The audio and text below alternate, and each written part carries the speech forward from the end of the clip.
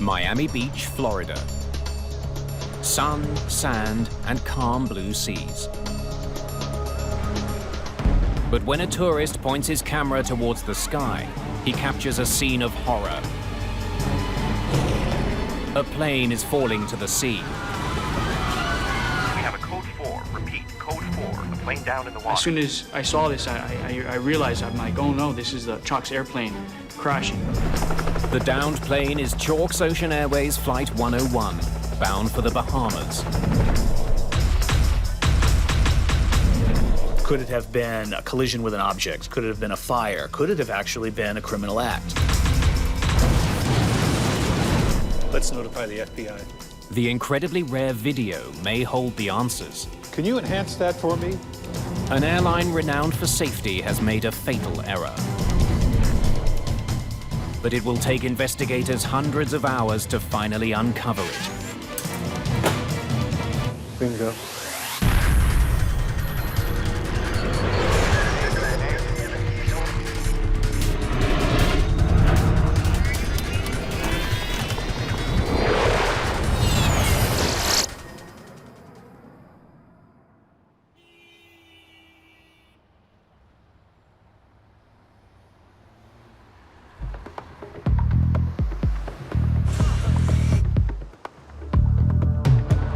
The Port of Miami, December the 19th, 2005. Giant freighters and ocean-going cruise ships are a common sight. But there's another, much smaller craft that's often seen in this port.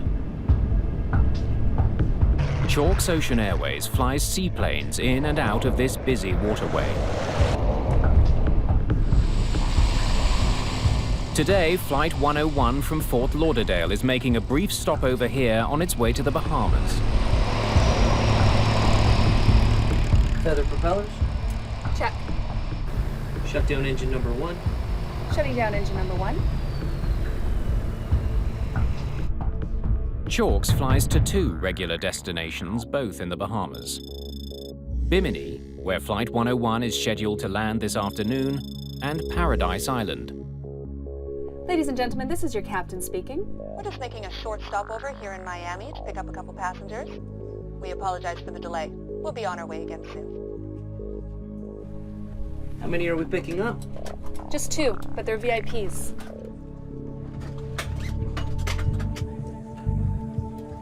For a small community like Bimini, Chalk's seaplanes are a lifeline.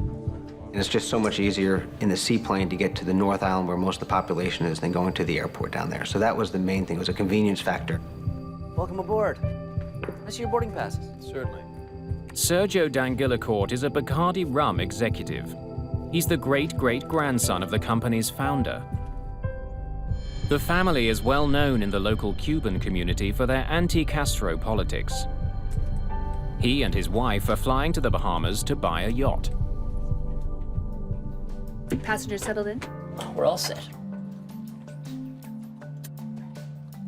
Good afternoon, folks. We'd like to welcome you aboard Chalk's Ocean Airways Flight 101 to Bimini. Our travel time to Bimini will be 25 minutes. Hope you enjoy the flight. Let's have the startup checklist, please. Roger. Michelle Marks is in command of today's flight. She was promoted to captain earlier this year. Fuel conditioners. First Officer Paul DeSanctis joined the airline 8 months ago. Starter on. Starter on. This is his first flight with Captain Marks. All clear to taxi? All clear.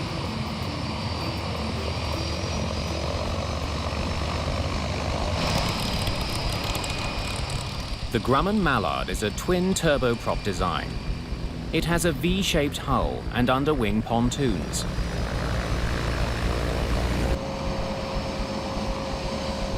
It's designed to carry up to 17 passengers. The plane has retractable landing gear, so it can operate on either land or sea. Gear coming up. Takeoff in the Mallard, depending on the days, it could be a lot of fun or it could be a real challenge. Weight and balance check. We're good. The Miami seaplane base has no control tower. The crew has to keep a lookout for boat traffic as they taxi through one of the busiest ports in the world. Taking off out of Miami in the shipping channel, it's kind of like trying to take off during rush hour traffic. You've got boat traffic, wave traffic, the wind, the airplane to deal with, and everybody's going different speeds, and you're trying to get up and go and navigate around everybody, so it was always a handful. Flight 101 will take off from X-44, a seaplane base near a channel known as Government Cut. Prepare for takeoff. Roger. Ready to take off. Both pilots have their hand on the throttles. It's to prevent the captain from inadvertently pulling back if the plane hits a wave. 45 knots. 50 knots.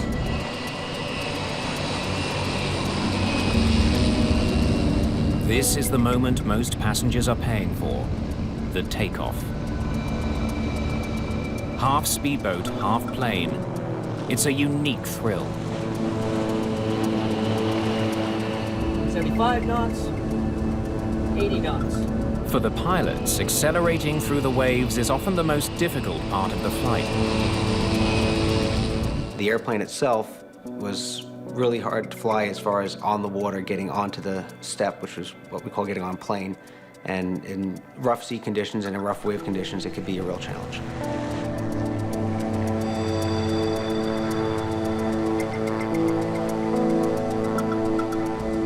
But this takeoff goes smoothly.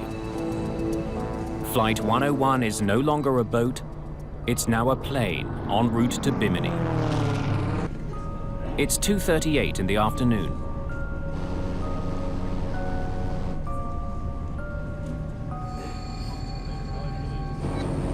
The plane's flight path takes it past South Beach, where sunbathers and surfers are out in force.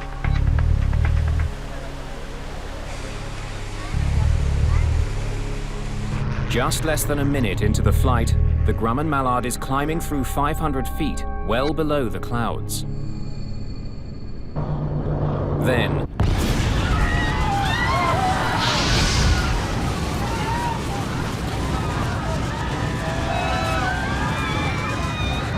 the plane rolls violently and dives. The pilots barely have time to register what's happening. Their struggles are in vain.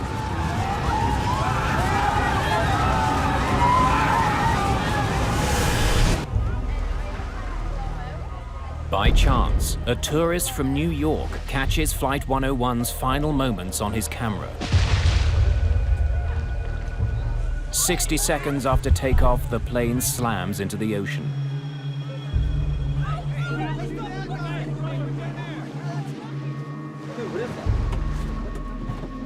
Lucas Bocanegra is a lifeguard stationed on South Beach near the Chalks Ocean Airways sea lane. As soon as I saw this, I realized, I'm like, oh no, this is the Chalks airplane crashing. We have a code 4. Repeat, code 4. A plane down in the water. This is Lucas. We're launching the jet ski. The two lifeguards are the first rescuers to go looking for the plane.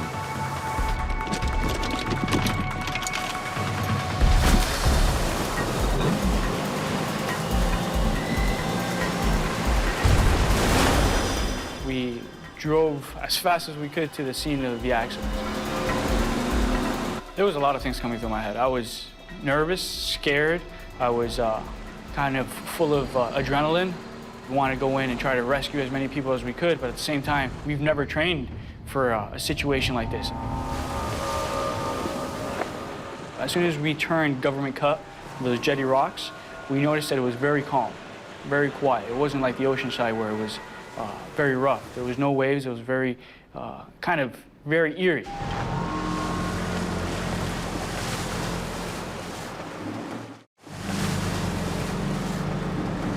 At first, Lucas Bocanegra finds no sign of Flight 101 or any of the passengers. Little by little, we started seeing debris float up onto the surface of the water.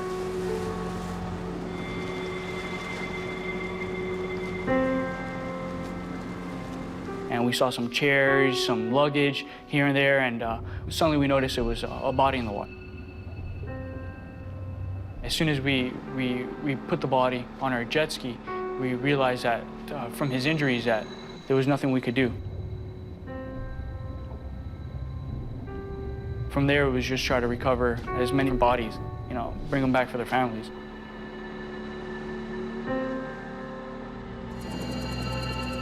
News crews swarmed the beach. Chalk's Flight 101 plummeted into the channel in full view of tourists lining Miami Beach. Even a fraction of a second, the whole plane was engulfed in flames. Black smoke and then an explosion. Pure fire in the sky. It was so surreal, we couldn't believe that we actually witnessed that. Chopper 4 over the wreckage as Miami Beach Coast Guard look for any survivors. But the effort is futile. We retrieved some of the bodies, but we were unable to find anyone that had survived.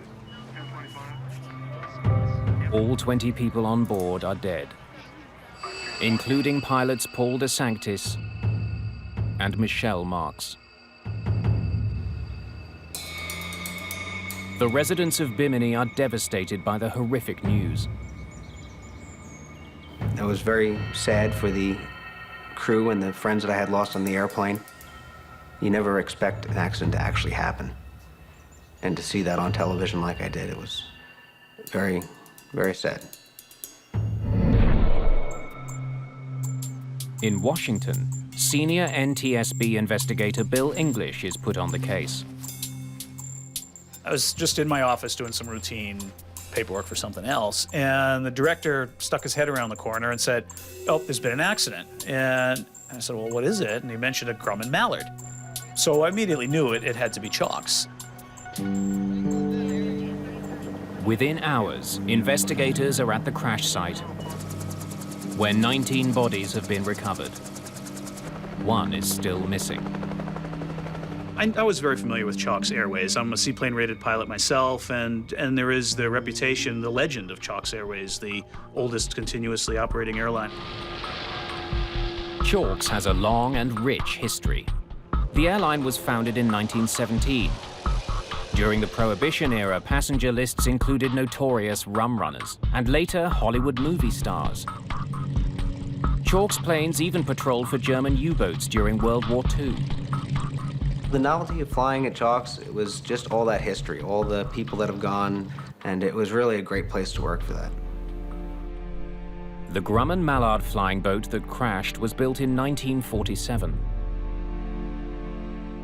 Chalk's Ocean Airways is the only airline that uses Mallards to transport passengers. They're not really a mainstream type of airplane, and so there's always that nostalgia about them.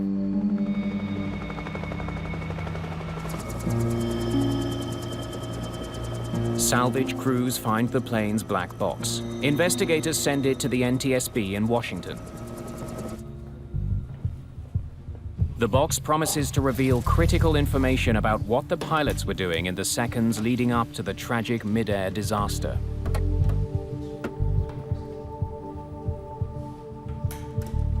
In any investigation, the flight data recorder and the cockpit voice recorder are a great desire. More data, the better.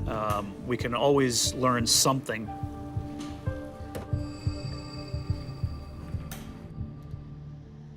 But Bill English knows he isn't going to get all the data he wants. Okay, thanks. The only recorder on board the Mallard was a cockpit voice recorder, or CVR. Most airline aircraft have two flight recorders. The flight data recorder, depending on the aircraft, will record all sorts of parameters of the flight: altitude, airspeed, control positions, and so on. The Chalk's airplane was not equipped with a flight data recorder. It did have a cockpit voice recorder. Though the lack of flight data is a big disappointment, media coverage of the crash gives investigators a very rare piece of evidence. Authorities revealed that the final seconds of Flight 101 were captured on amateur video. The dramatic footage was shot by a tourist on South Beach. Let's get a copy of that video.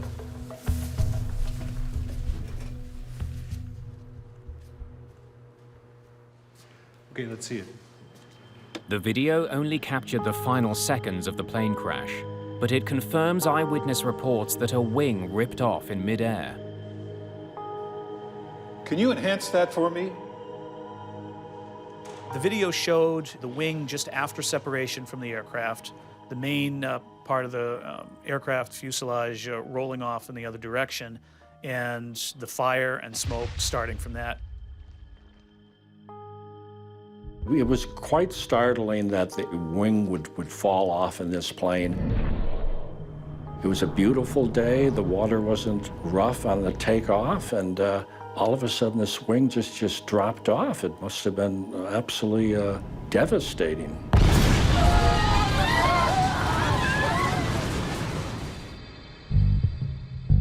However, the video can't reveal why the wing came off. Answers to that question may lie at the crash site, where salvage crews are finishing their recovery of the wreckage of Flight 101. The right wing is found separate from the plane, but largely intact. Wings falling off aircraft, modern-day situations, is a very rare, extreme event, and there's only been a few cases of them in the past 20 or 30 years. In Washington, another type of examination is already underway. At the NTSB lab, technicians are busy analyzing the Mallard's cockpit voice recorder tape. The cockpit voice recorder, or CVR, which does what it sounds like, records the pilots' voices talking to each other or on the microphones.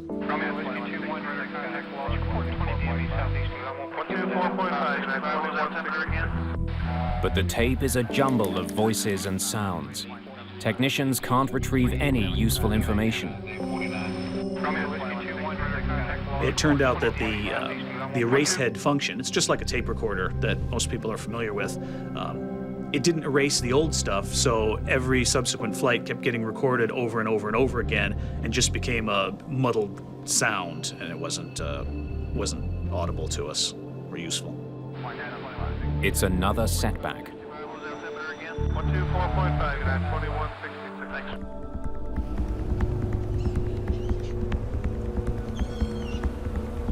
Okay, let's revisit this again because we're running out of options here. Investigators have fewer and fewer tools to work with. Bill English considers the possibility that Flight 101 hit turbulence so violent that it tore the plane apart. But the weather on the day of the crash doesn't support that theory. There were no storms that could have caused such severe turbulence. Clearly, something else had torn this plane apart. There's a possibility the Mallard collided with something in the water before takeoff. Seaplanes don't take off of a conventional runway. They're in water where there can be things like logs or other debris, which could potentially cause structural issues with an aircraft.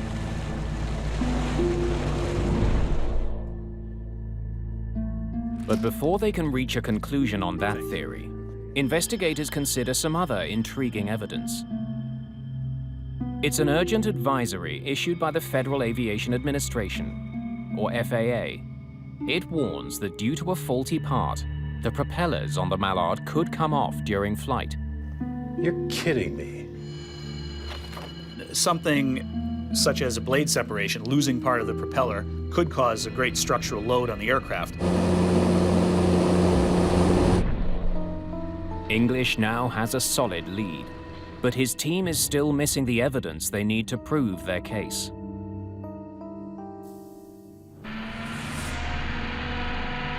The entire island is devastated by the loss of life as investigators searching for answers wait for more wreckage to be pulled from the sea. In the aftermath of the crash, Chalk's Ocean Airways grounds its remaining fleet of 4 Grumman Mallards.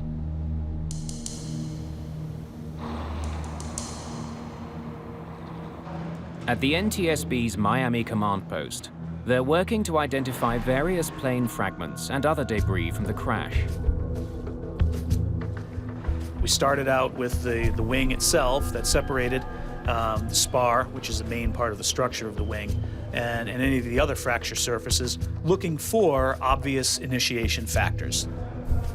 They carefully examine the propellers, looking for evidence that might confirm suspicions raised by the FAA advisory. But it's another dead end. We're able to determine all the blades were attached, and the bending that we saw was the expected pattern from proper operation when those blades hit the water. Once again, they're back to square one. Color. This is what I want you to look at. Investigators focus their attention on the fractured wing. They've noticed sooting on parts of it. It's evidence of a very rapid fire. We want to find anything that could be the initiating factor for the wing separation. Could it have been a collision with an object? Could it have been a fire? Could it have actually been a criminal act? The burn marks raise a sinister possibility. An explosion. A bomb.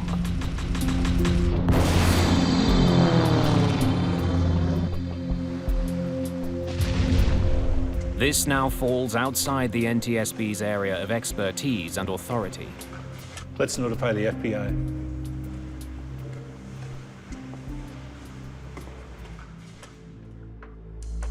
The FBI helps us in many of our investigations, and we will utilize some of their experts to rule out terrorism or a criminal act.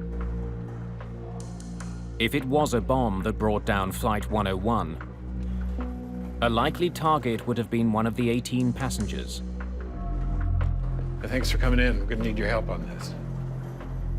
One name stands out on the passenger manifest. Sergio D'Angelicourt. Welcome aboard.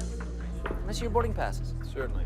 There are rumors on the internet that the crash was an assassination plot, and D'Angelicourt was the target. His family made a fortune in pre-Castro Cuba. They were so opposed to Fidel Castro's regime that they had allegedly supported clandestine attempts to overthrow his communist government. This is your copy? All right. Now, there's something I want to show you. We can't tell if it's just soot or it's explosive residue. A bomb will leave chemical traces and distinctive patterns in the torn metal. FBI technicians are specially trained to detect them.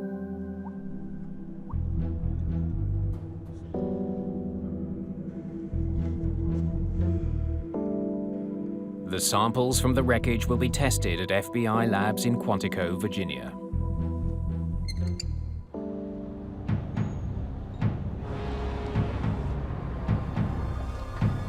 Four days after the accident, salvage crews are still bringing in wing fragments found at the crash site.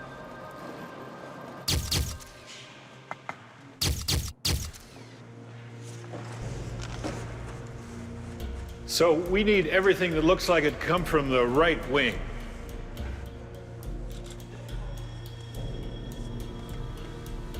Can we get some light over here?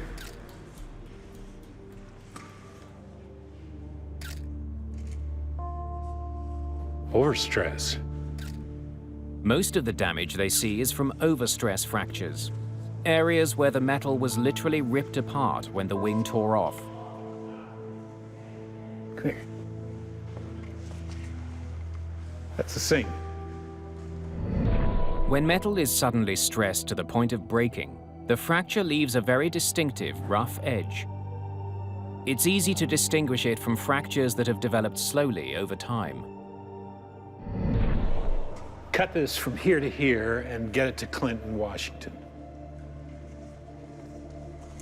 As we started to examine the right wing, spar and other components on scene at the Coast Guard station or the seaplane base, this was a visual examination there. We didn't have the sophisticated lab tools that we have at headquarters. They identify parts to be shipped to the lab in Washington, where they hope closer inspection will reveal exactly what went wrong with the wing. Hey, Clint. Clint, we're sending you as much of the wing as we have your way. Yeah, okay. Yeah, no, I'm still waiting for that report. The results from the FBI explosives test come in. Is that... Happy with this? Oh, yeah? Yeah. A mid-air bombing assassination could explain everything.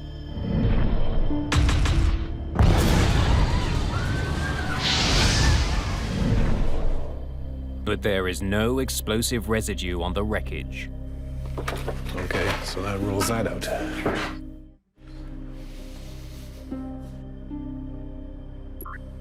Structural failure is now the chief suspect in the downing of Chalk's Flight 101. Well, that's all that's left. That's tomorrow. It was obvious the airplane had a catastrophic structural failure. So we needed to find out the cause, the initiating factor of that structural failure. He needs to know more about the long history of this particular Grumman Mallard. It's very typical in any accident investigation. We want to look at the maintenance history of an aircraft. For an aircraft that's 60 years old, that's even more so important. It takes days to comb through the 28 boxes of old records. We want to make sure that we can develop an entire history of this aircraft, what sort of chronic problems may have shown up in the maintenance of the aircraft, and what types of work had been done on any of the factors that looked likely to be involved.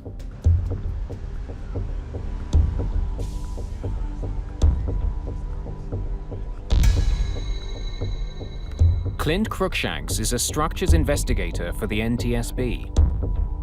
When we go into an investigation, we try to go in with a very open mind and look at the wreckage and let it tell the story for what happened. We wanted to look at every piece that broke on the right wing to determine if this was a age-related failure or if it was something that was caused by a structural overload. As with most aircraft, the Mallard's wings are built from aluminium alloy. The spars run the length of each wing. In between the spars are stringers that give added support. Together, these parts make up the wing box, which also doubles as a fuel tank. And then the skin is over top of all of that structure to kind of give a smooth aerodynamic look to the wing. All of these together work to carry the flight loads that the wing is designed to carry. Once you compromise one piece of that structure, the ability to carry the normal flight loads has been compromised. Thanks. Over the years, the wing box had been repaired many times. Chalk's mechanics had patched up areas damaged by corrosion, which is not unusual for an aging aircraft, especially a seaplane. The fact that they land on water means that their takeoff and landing loads are different than you would have on a land-based airplane. Also, they're always in water, and the corrosive effects of water are going to happen more readily on those airplanes. But when investigators examine the rest of the Chalk's fleet, they find that the Mallards are in far worse shape than they imagined. Corrosion repairs. Corrosion. Corrosion. Corrosion. Corrosion. Corrosion repairs. Lots of them. The accident airplane and the other airplanes in Chalk's fleet were rife with maintenance issues. Corrosion was rampant on all the airplanes. There was evidence of shoddy maintenance practices on all of their other airplanes. Many of the repairs exhibited extremely poor workmanship in quality, double, triple drilling of holes, excessive grinding of corrosion, scars on the material. And this involved the structural repairs that were made to the aircraft over the past few years. Cruikshank's attention is drawn to a section of the lower right wing. There is a metal patch called a doubler on the surface of the wing's skin. A doubler is simply a sheet of metal that goes over top of the skin, and it acts as a load transfer. It acts as a second piece of skin to patch the crack. It's kind of like the patch on a pair of jeans. This is a big repair job. You sure we don't have anything on this?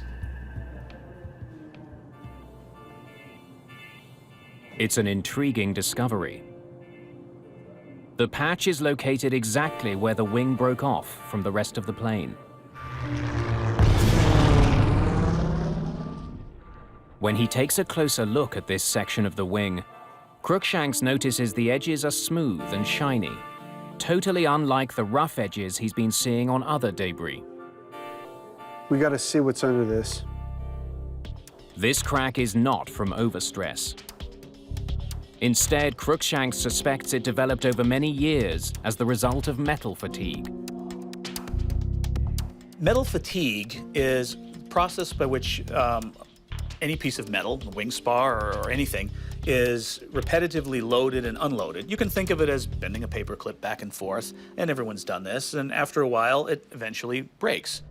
Metal fatigue in the wings is caused by the stress of flight over the lifetime of the aircraft. In the case of this aircraft, every time it took off, the wing is loaded. That's lift that gets the airplane up into the air. Every time it lands, the wing is now unloaded, and there's no more stress on the wing structure anymore. That's just like bending that paperclip back and forth. Cruikshanks is eager to find out what's underneath the metal patch.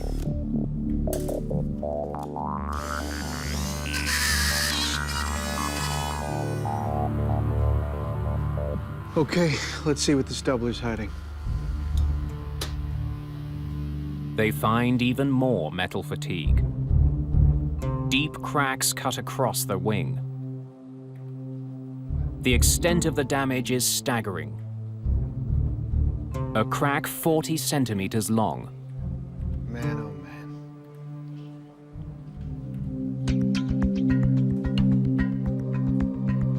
Investigating further, Cruikshanks makes another disturbing find.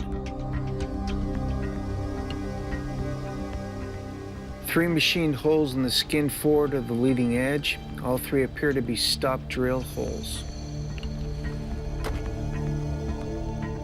The holes indicate that Chalk's mechanics had been trying to stop the crack from spreading further.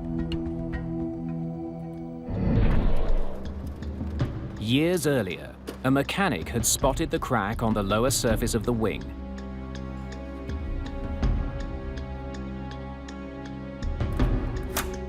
He repaired it by drilling a hole in the path of the crack.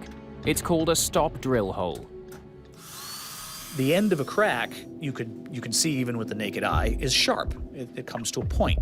That tends to want to develop a crack more. By drilling a hole at the end of the crack, that would spread out the stress, and the idea is to stop the growth of the crack there. But the stop drill holes didn't work. An attempt was made to repair that skin on 3 different occasions by stop drilling. Even as mechanics put in more holes, the crack kept growing. After the 3rd stop drill, an attempt was made to further repair the wing by attaching doublers on the interior and exterior surface of the skin. But the doublers didn't work either. The crack on the plane's skin continued to grow.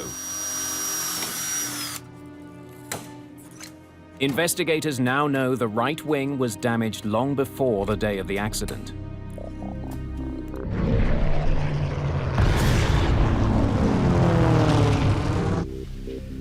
What they don't understand is why the crack could not be stopped. Approved. But a glimmer of an answer comes when they learn the plane was sending out warning signs of a deeper, more serious problem. The Chalk's airplane involved in the accident were showing evidence of chronic fuel leaks for a long period of time, for many years. According to the log, fuel leaks from the right wing were repaired again and again, but they kept happening. The crews started to notice repeated fuel leaks during standard operations, and we tried to bring it up to the attention of management just for our concerns. Just 2 days before the crash, it happened again. While doing routine maintenance on the Mallard, a mechanic came across fuel dripping from the right wing. They always addressed the problem with trying to reseal the fuel tanks or trying to fix whatever problem they thought they had. It always seemed to be a reoccurring issue. The procedure for plugging a leak was to apply a chemical sealant to the inside of the empty fuel tank. The sealant would take a day to dry. Then the plane could be refueled and returned to service. The leaks should have been a clue that the crack in the wing skin was just the tip of the iceberg, that there was a much more dangerous problem with the wing's interior structure.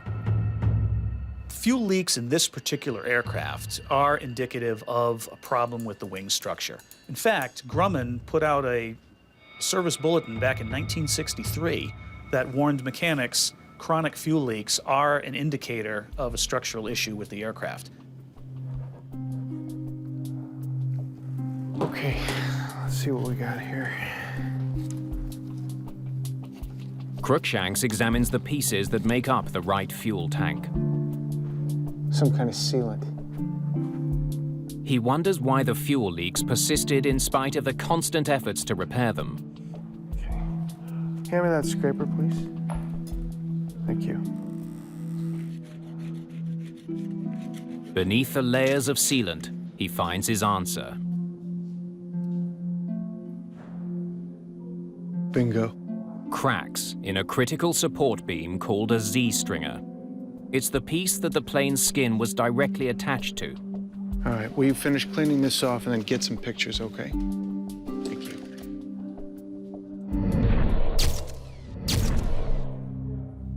Cruikshanks finds evidence that Chalk's mechanics had tried to repair the stringer. It appears that they did some grinding on the Z-stringer to remove a fatigue crack. However, they never went back in and re-inspected that area. Instead, they only applied chemical sealant to the area to make it leak-proof, and in the process concealed the damage. Chalks made repeated attempts to repair the airplane by stop drilling the wing skin cracks, adding doublers over top of the cracks, but they never addressed the root of the problem, which is the cracked Z-stringer. The reason they couldn't address the Z-stringer is it was covered in fuel tank sealant. The broken Z-stringer weakened the entire wing. Now, with every takeoff and landing, the plane's skin was absorbing the forces. Over time, the skin began to crack as well. The final outcome was inevitable. The fatigue cracking reached critical length and the wing separated from the airplane.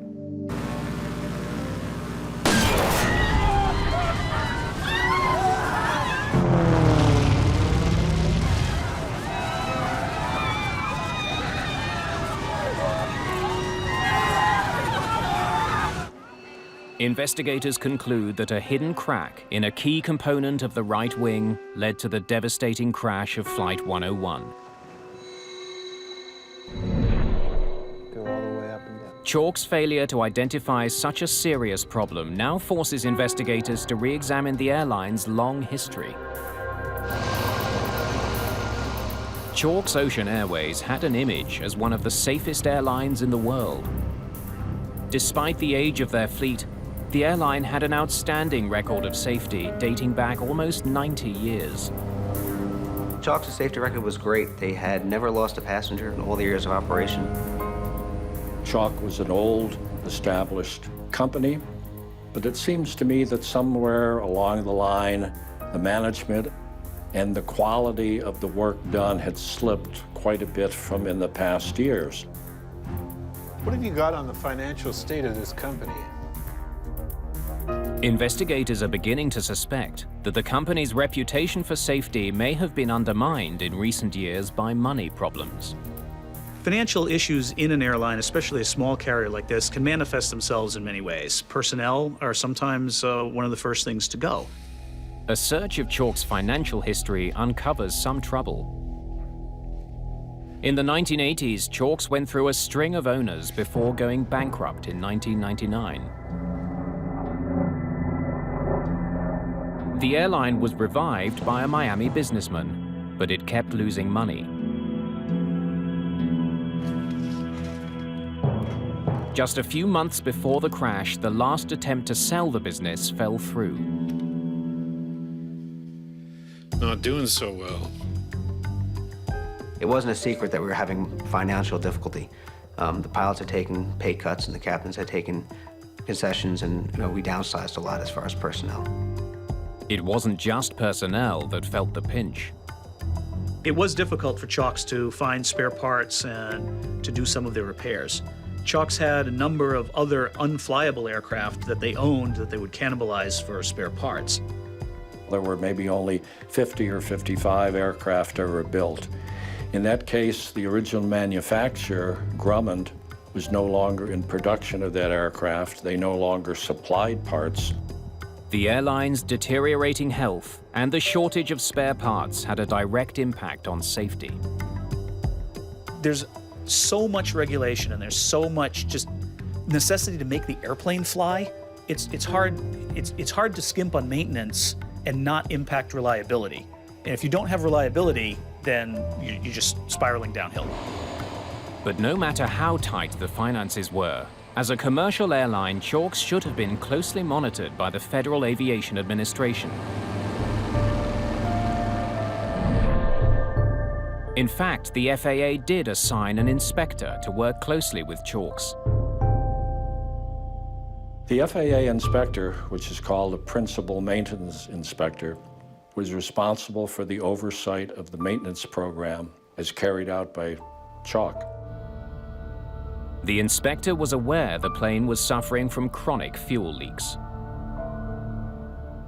And yet, inexplicably, he gave Chalks a clean bill of health just 2 months before the crash.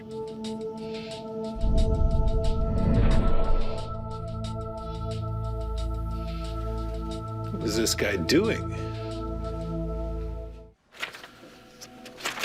Investigators are at a loss to explain why the FAA inspector didn't pick up on warning signs the Chalk seaplane was giving off. The fact that Chalk was an old established carrier, maybe they just accepted, well, there's only 2 or 3 planes, it's a small operation, they only fly during the nice weathers, and they're good old boys over there, they know what they're doing. In effect, the FAA didn't step back and take a look at that forest for the trees and find out just what's going on in the maintenance program with these Chalks aircraft. The FAA may not have found fault with Chalks, but it turns out that several people very close to the airline did. But we did talk to this group of pilots who had left Chalks prior to the accident, and every single one of them did have some story about maintenance aspects on their aircraft, whether it had to do with fuel leaks or other maintenance aspects. They all had some level of concern about the way Chalks was taking care of these very old airplanes. In fact, the pilots were so concerned that in the year leading up to the crash, many of them met to discuss the problem of declining maintenance. The captains of the company decided that it would be best for us to get together as a group, discuss the issues that we had to try to get our concerns addressed. One major issue that had happened, we had an elevator cable that had snapped in flight, and the crew luckily was able to get the airplane down using power and different settings and shifting people. But in most scenarios, that would have been an accident in itself. In aviation, there's error chains that they talk about, and you have to just, if you keep compiling one link after another, it's only a matter of time before an accident will occur. And from my point of view, I thought that if they kept going down the same road that they were going down, something could happen. Eventually, Captain Weber decided he'd seen enough close calls. My turning point and why I decided to leave Chalks was I just had seen too many things in the recent months, too many mechanical issues that were major issues in my mind, and I had 3 engine failures myself that year, and I had a wife at home that was pregnant. I had lost, I guess, my confidence in the company's ability or the airplane, and I just had had enough. The NTSB's report on the crash of Flight 101 harshly criticizes the FAA for not detecting growing maintenance and financial problems at Chalks. Had the maintenance program or the FAA stepped back and said, these aircraft need more than just a one-time fix. They need something much deeper than this, the accident probably would not have happened. It also uncovers a loophole in the FAA's aging aircraft regulations, which require extra inspections for older planes. But those rules didn't apply to Mallards. The Grumman Mallard was manufactured in 1947. It only carried 17 passengers, and it was not a transport category airplane. Therefore, it was exempt from these supplemental inspections. What we have here is the FAA has made an aging airplane safety rule, and they've exempted the oldest airplanes in the fleet. The NTSB recommends that the FAA expand its oversight of aging planes. When we determine the probable cause of an aircraft, the point is to do this so that similar accidents won't happen again in the future. I think we've used this accident to point towards the industry and the FAA to make sure that they take a look at the overall picture of what's going on at an air carrier. Flight 101 spelled the end of Chalk's Ocean Airways.